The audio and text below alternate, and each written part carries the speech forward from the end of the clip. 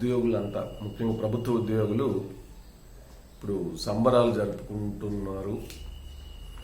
Assembly సమావేశాల్లో ముఖ్యమంత్రి కేసీఆర్ గారు ఉద్యోగులకు వరాల జల్లు కురిపించారు. తెలంగాణలో రెండవసారి ఎన్నికలు జరిగి మరి మంచి మెజార్టీతో గవర్నమెంట్ ఫామ్ చేసిన తర్వాత ప్రభుత్వ ఉద్యోగులకు ఫిట్మెంట్ విషయంలో కానీ మరే ఇతరంగా కానీ ప్రభుత్వ పరంగా పెద్దగా ఏమీ జరగలేదు ఇప్పటి వరకు. అయితే మరి రాజకీయం అంటేనే ఎన్నికలు, అధికార పార్టీకి అధికారాన్ని కాపాడుకునే పరిస్థితి ఉంటుంది. అలాగే ప్రతిపక్షం ప్రజల తరపున పోరాడి ప్రజల మన్ననలు పొంది అధికారంలోకి రావాలనేటువంటి ఒక లక్ష్యం ఉంటుంది. వాళ్ళు కాపాడుకోవాలని, అలాగే ఆ పీఠాన్ని వీళ్ళు చేజిక్కించుకోవాలనే ఒక పోటీ ఎప్పుడు నిరంతరం కూడా ఇదవుతుంటుంది. అయితే మరి ఇప్పుడు ఈ వరాల జల్లు అంటే మరి 30% ఫిట్మెంటు, మరి పిఆర్సి సిపిఎస్సి ఉద్యోగులకు ఫ్యామిలీ పెన్షను, మరి కాంట్రాక్ట్ ఎంప్లాయీస్ కూడా గవర్నమెంట్ సెక్టర్లో వాళ్ళకు కూడా శాలరీస్ పెంచడం, మరి ఇంకా అనేక రకాలైనటువంటి వరాలు తెలంగాణ ప్రభుత్వం ప్రకటించడం జరిగింది. సరే, ఇదంతా కేవలం ఎన్నికల ఇది కోసమే అని చెప్పడానికి లేదు. ఎందుకంటే జిహెచ్ఎంసి ఎలక్షన్స్ సందర్భంలో మరి అన్ని ఎన్నికలకు విధులు నిర్వహించినటువంటి ప్రభుత్వ ఉద్యోగుల్ని, ముఖ్యంగా టీచర్లని దూరంగా పెట్టడం జరిగింది. మరి ఎందుకంటే అప్పటి విశ్లేషణలో మనకి కనిపించింది ఏమిటంటే వాళ్ళకి ప్రభుత్వ పరంగా ఏమీ చేయలేదు, వాళ్ళు కోపంతో ఉంటారు, వాళ్ళు విధులు నిర్వహిస్తే ప్రభుత్వానికి వ్యతిరేకంగా ఏమన్నా ఓటింగ్ పడుతుందేమనేటువంటి ఒక భయం కూడా ఉంది అనేది మనకి విశ్లేషణల ద్వారా అర్థమైనటువంటి అంశం. అఫ్కోర్స్ ప్రభుత్వం ఆలోచన వేరే, మీరు రెస్ట్ తీసుకోండి అని చెప్పడం జరిగింది ఆ టైంలో. సో ఇప్పుడు మొత్తం మీద ఉద్యోగులకి అయితే మంచి జరిగింది. ఈ మంచి జరగడం వెనక అంటే వాళ్ళకి ఒకటి కాదు రెండు కాదు, దాదాపు చూస్తే గ్రాట్యుటీ 16 లక్షలకి పెంచారు. అంతకుముందు 10 లక్షల వరకే ఉండేది అది. తర్వాత పిఆర్సి ఏప్రిల్ 1 నుంచి అమల్లోకి వస్తుంది. 1 ఇయర్ పాటు దానికి సంబంధించిన పే చేస్తామని చెప్పి ప్రభుత్వం ప్రకటించడం జరిగింది. మరి అలాగే 15% అదనపు పెన్షను, 75 నుంచి 70 ఏళ్లకు తగ్గింపు, ఏజ్ రిడక్షన్ కూడా ఇప్పుడు కలిసి వచ్చేటువంటి అంశం. అలాగే ఉపాధ్యాయులకు పదోన్నతులు అంటే ప్రమోషన్స్ ఇవన్నీ కూడా ప్రకటించడం జరిగింది. సిపియుఎస్ ఉద్యోగులకు కుటుంబ పెన్షన్, ఒప్పంద పొరుగు సేవలు, దినవేతన ఉద్యోగులకు వేతనాల పెంపు. ఇది అభినందించాల్సినటువంటి విషయం. ఎందుకంటే వాళ్ళు కాంట్రాక్ట్ ఎంప్లాయీస్ లేదా డైలీ వేజ్ ఇది ఉంటారు, వాళ్ళకి పెంపుదల అనేది చాలా హర్షణీయమైన అంశం ఇది. సో శాసనసభ సాక్షిగా ముఖ్యమంత్రి గారు ఇన్ని వరాలు ప్రభుత్వ ఉద్యోగులకు ప్రకటించారు. అయితే దీని వెనుక మరి ఇప్పుడు సాగర్లో ఉప ఎన్నిక జరగబోతుంది కాబట్టి తర్వాత మరి ఖమ్మం, వరంగల్ అటు మున్సిపాలిటీ ఎలక్షన్స్ ఉన్నాయి కాబట్టి అని అనడానికి లేదు.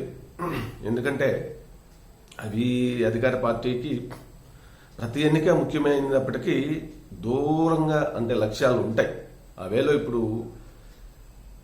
ఇప్పటి వరకు అంటే జిహెచ్ఎంసీ ఎలక్షన్స్ కు ముందు, జిహెచ్ఎంసీ ఎలక్షన్స్ తర్వాత తెలంగాణలో రాజకీయాల్ని చూడాల్సి ఉంటుంది. ఎందుకంటే జిహెచ్ఎంసీ ఎలక్షన్స్ ముందు వరకు టీఆర్ఎస్కి ఇక్కడ ప్రతిపక్షం అనేది లేకుండా పోయింది. ప్రజలే ప్రతిపక్షం అయ్యారు. అడపదడప కొన్ని గొంతులు వినిపిస్తున్నప్పటికీ రేవంత్ రెడ్డి గారు కావచ్చు, అప్పుడప్పుడు భట్టి విక్రమంగా అంటే కాంగ్రెస్ పార్టీ సెల్పీ అధ్యక్షులు అప్పుడప్పుడు ఆయన కావచ్చు, నేనున్నాను అంటూ అప్పుడప్పుడు ఉత్తమ్ కుమార్ రెడ్డి గారు కూడా ప్రజెంట్ సార్ అన్నట్లుగా ఆయన స్టేట్మెంట్లు కావచ్చు చేస్తే ప్రభుత్వం తరపున ప్రభుత్వానికి వ్యతిరేకంగా ప్రజల పక్షాన గట్టిగా పోరాడిన అటువంటి వ్యక్తుల్లో ఇండిపెండెంట్ గా చెప్పాల్సి వస్తే తీన్మార్ మల్లన్ననే అని చెప్పాలి. మరి అతను యూట్యూబ్ ఛానల్ ద్వారా అనేకమైనటువంటి మరి అంశాలనే అతను ప్రజలకి తెలియపరచడం జరిగింది. మొన్న ఎమ్మెల్సీ ఎలక్షన్స్ లో పోటీ చేసి మరి ఖమ్మం, నల్గొండ, వరంగల్ పట్టభద్రుల స్థానంలో 2వ స్థానంలో నిలిచాడు. పల్లా రాజేశ్వర రెడ్డి గారు అధికార పార్టీకి చెందిన ఆయన గెలిచినప్పటికీ నైతికంగా విజయం మాత్రం తీన్మార్ మల్లన్నదే అనేటువంటి ఇది వినపడుతుంది. ఎందుకంటే అధికారంలో ఉన్న వాళ్ళకి అనేక ఇది ఉంటాయి అనేది మనందరికీ తెలుసు. సో మొత్తం మీద అయితే మరి సెకండ్ ప్లేస్కి అయిన ఒక ఇండిపెండెంట్ క్యాండిడేట్ రావడం అనేది అది నిజంగా ప్రజల తరపున నిలబడే వాళ్ళకి ప్రజలు ఆదరిస్తారని చెప్పడానికి ఒక ఉదాహరణగా కూడా చెప్పొచ్చేమో అనిపించింది నాకు. సరే, ఇప్పుడు జిహెచ్ఎంసీకి ముందు ఎందుకు అంటున్నానంటే అప్పటి వరకు బలమైన ప్రతిపక్షం అనేది లేదు. అధికార పక్షం ఏది చేసుకుంటూ వెళ్తే అదే జరిగింది. కానీ జిహెచ్ఎంసీ ఎలక్షన్స్ లో అనూహ్యమైనటువంటి రిజల్ట్ రావడంతో అధికార పార్టీకి కొంత అధికార పార్టీ ఆలోచనలో కొంత మార్పు చేసుకోవాల్సిన పరిస్థితి ఏర్పడింది. ముఖ్యంగా బీజేపీ బలపడటం అనేది నిజంగా ప్రజలకి కలిసి వచ్చిన అంశంగానే చూడాల్సి ఉంటుంది. ఎందుకంటే ఎక్కడైనా కూడా ఆ బలమైన ప్రతిపక్షం అనేది ఉంటేనే అది ప్రభుత్వానికి ఆ ప్రభుత్వం ఒక క్రమపద్ధతిలో వెళ్ళడానికి కానీ లేదంటే ప్రజల తరపున సమస్యలను పరిష్కరించడంలో కానీ ఒక బాధ్యత ఉంటుంది. అదే ప్రశ్నించేటువంటి ప్రతిపక్షం లేకపోతే అదేమైపోతుందంటే వార్ వన్ సైడ్ అన్నట్టుగానే అయిపోతుంది. సో ఇప్పుడు చూసినట్లయితే తెలంగాణ రాజకీయాల్లో మరి బీజేపీ చాలా అంటే కాంగ్రెస్ బలహీన పడిపోతున్నటువంటి అంశం మనకు కనపడుతుంది కళ్ళ ముందు. అక్కడ మరి ఒక వర్గానికి సామాజిక వర్గానికి చెందిన వాళ్ళందరూ మాకు కావాలంటే మాకు అని చెప్పి పిసిసి ప్రెసిడెంట్ కోసమే ఇదవుతుంది. 2.5-3 ఏళ్ళు అవుతుంది రెండవసారి తెలంగాణలో ఎలక్షన్స్ జరిగి. ఇంతవరకు పిసిసి అధ్యక్షుడిని టిపిసిసి అధ్యక్షుడిని మార్పు చేయడానికి కూడా అధిష్టానానికి చేతగాలే. దాన్ని బట్టి ప్రజలు అర్థం చేసుకుంటారు ఆ పార్టీ పరిస్థితి ఏంటి అనేది. సో ప్రజలు కూడా ఇప్పుడు కాంగ్రెస్ బలహీన పట్టడంతో జిహెచ్ఎంసీ ఎన్నికల్లో అనేక అంశాలు ఉన్నప్పటికీ బీజేపీకి సెకండ్ ప్లేస్ కట్టబెట్టారు. ఆల్మోస్ట్ అధికార పార్టీని చాలా బలంగా ఢీకొట్టింది. 20-25 స్థానాలకు మాత్రమే పరిమితం అయిపోద్ది కార్పొరేటర్ల స్థానాలు గెలవడంలో అనుకుంటే మరి ఎవరి అంచనాలు అందుకోని విధంగా బీజేపీ సెకండ్ ప్లేస్కి వెళ్ళిపోయింది. ఆల్మోస్ట్ 45 నుంచి 50 మధ్యలో స్థానాలు జిహెచ్ఎంసీ ఎలక్షన్స్ లో గెలుచుకొని మరి తన బలాన్ని చాటి చెప్పింది. అలాగే మరి అప్పుడు జరిగినటువంటి దుబ్బాక ఉప ఎన్నికలో కూడా రఘునందనరావు గారి గెలుపు అనేది కూడా అధికార పక్షాన్ని కళ్ళు తెరిపించింది. అప్పటి వరకు మాది వన్ సైడ్లే, మాకు ఏమైపోద్ది, ప్రజలు మా పక్షానే ఉన్నారనేటువంటిది ఒక నిర్లిప్తత, ఒక నిర్లక్ష్యం ఉన్నట్టుగా అనిపించేది. కానీ దుబ్బాక ఎందుకంటే మరి అధికార పక్షానికి అన్ని బలాలు ఉంటాయి, ఒకటే శాసనసభ ఇది, దాని మీద అధికార పక్షం మంత్రులు ఎమ్మెల్యేలు అందరూ అక్కడే వర్క్ చేసిన పరిస్థితి ఉండింది హరీష్ రావు గారి నాయకత్వంలో. అయినా కూడా మరి ప్రజలు అనేక కారణాలు, కోపాన్ని, ప్రభుత్వం మీద వ్యతిరేకతని బీజేపీకి అధికారం ఇవ్వడంతో తెలియపరిచారు. సో ఇప్పుడు ఇంత ప్రకటనలో వీటి వెనక కూడా ఖచ్చితంగా మరి ప్రతిపక్ష పార్టీ యొక్క ఒత్తిడి అనేది ఉందనేది వాస్తవం.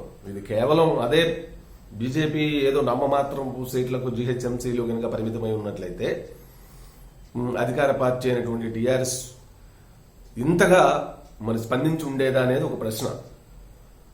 ఇప్పుడు అంటే పక్కలో బల్లెంలాగా బీజేపీ ఇక్కడ తెలంగాణలో టీఆర్ఎస్ పార్టీకి తయారైంది.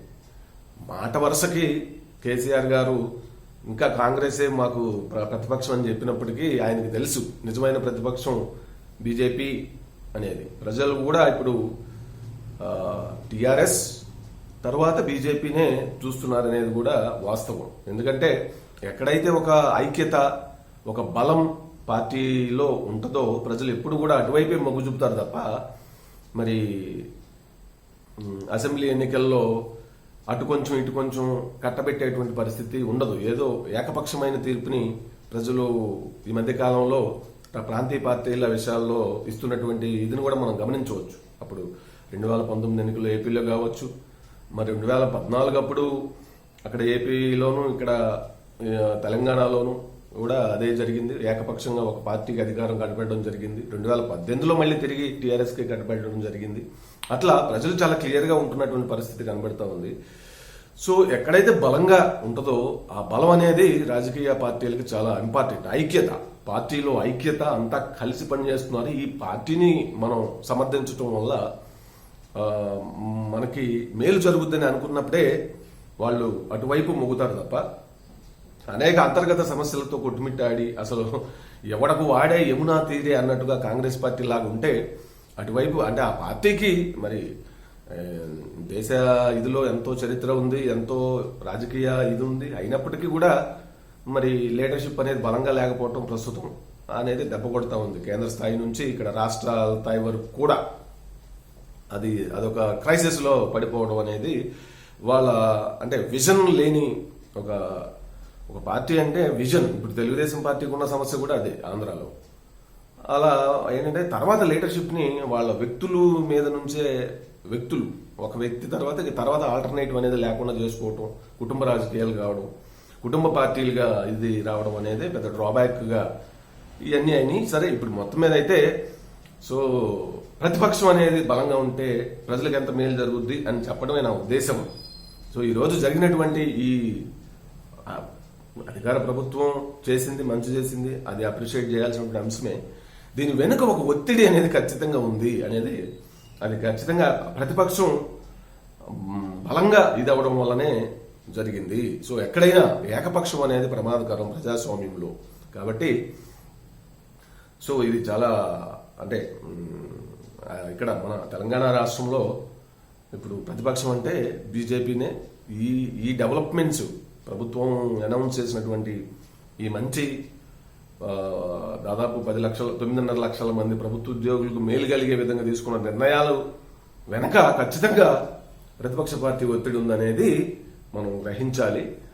సో అధికార పార్టీ ఎంత అవసరమో ప్రతిపక్ష పార్టీ కూడా రాజకీయాల్లో అంతే అవసరం. నిజంగా చెప్పాలంటే అధికారంలో ఒక పార్టీని కూర్చుని పెట్టిన తర్వాత ప్రతిపక్ష పార్టీ బలహీనపడకుండా చూసుకోవాల్సినటువంటి మెకానిజం కూడా రాజ్యాంగపరంగా ఉండాలి. ఎందుకంటే చాలా మంది గెలిచిన తర్వాత ప్రతిపక్ష పార్టీల్లో గోడ మీద పిల్లి వాటంలాగా మేము నియోజకవర్గాల అభివృద్ధి నిమిత్తం అటు ఇటు వెళ్ళిపోతున్నాం అని చెప్పి వెళ్తా ఉన్నారు పార్టీలలో. దాని వెనక చాలా మనీ లాబింగ్స్, డీల్స్ ఉంటాయనేది బహిరంగంగా మనకు తెలిసినటువంటి ఒక వాస్తవం.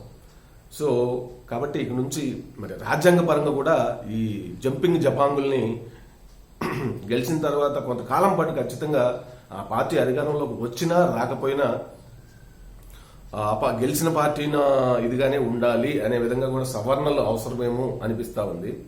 సో అయితే వీళ్ళు ఎందుకు చేస్తారు, అంతా వీళ్ళే కాబట్టి వీళ్ళు చేయరు. సో దాని మీద ఒత్తిడి తేవాల్సినట్టు, ఎందుకంటే ప్రతిపక్షం బలంగా ఉంటేనే అభివృద్ధి అనేది ప్రజల పక్షాన జరిగేటువంటి అవకాశం ఉంటుంది. ఏకపక్షం లేని పట్ల మేము ఏది చేస్తే అదే ఫైనల్ అనేటువంటి ఒక ధోరణి అధికార పార్టీలలో ఉంటుంది. అది ఇక్కడనే కాదు, తెలంగాణ అని కాదు, ఆంధ్ర అని కాదు, కేరళ అని కాదు, తమిళనాడు అని కాదు, ఎక్కడైనా సరే ఖచ్చితంగా మరి ప్రాంతీయ పార్టీలు అయినప్పటికీ కూడా ప్రతిపక్షం అనేది అంత బలమైనది. ఒక గెలుపు కంటే ఓటమి అనేక పాఠాలు నేర్పిస్తుంది.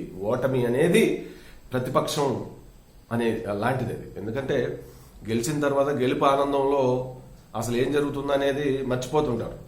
ఓటమి అనేది ఎందుకు ఓడిపోయామనేది కనుక ఆత్మపరిశీలన చేసుకుంటే అనేక అంశాలు అది నేర్పిస్తుంటది.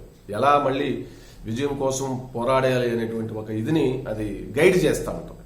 సో సక్సెస్ గెలుపు కంటే కూడా ఓటమి అనేది అంత పవర్ఫుల్, అంత వాల్యుబుల్. కాబట్టి మనకి ప్రతిపక్షం అంటే మరి ప్రతిపక్షం బలపడటం వలన మరి ఈ రోజున ఈ మేలు జరిగింది. సరే ప్రభుత్వం ఇదేమి ప్రతిపక్షం కాదు, మేము ప్రజలకి కావాలనే మేలు చేయాలనేదే మా ఉద్దేశం అని చెప్పుకున్న ఏదేమైనప్పటికీ ప్రజలకైతే ఉద్యోగులకి, ప్రభుత్వ ఉద్యోగులకి మేలు జరిగింది. అది సంతోషకరమైన అంశం. అలాగే మరి ఇంకా ప్రతిపక్షం ఎప్పుడు కూడా ఇంతే బలంగా ఉండాలని చెప్పి అయితే నేను